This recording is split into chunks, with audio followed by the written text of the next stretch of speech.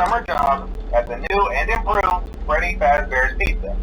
I'm here to talk you through some of the things you can expect to see during your first week here and to help you get started down this new and exciting career path. Now, I want you to forget anything you may have heard about the old locations, some people still have a somewhat negative impression of the company.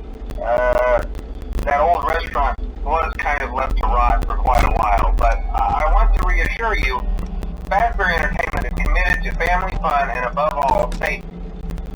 They've spent a small fortune on these new animatronics.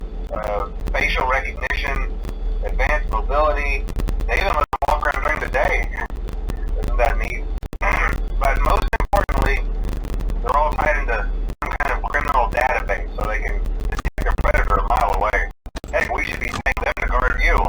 Now that being said, no new system is without its kinks. You're only the second guard to work at that location. The first guy finished his week but complained about conditions. We switched him over to the day shift. So, hey, lucky you, right? Mainly he expressed concern that certain characters seemed to move around at night and even attempted to get into his office. Now, from what we know, that should be impossible. That restaurant should be the safest place on Earth. So while our engineers don't really have an explanation for this, the working theory is that the robots were never given a proper night mode. So when it gets quiet, they think they're in the wrong room.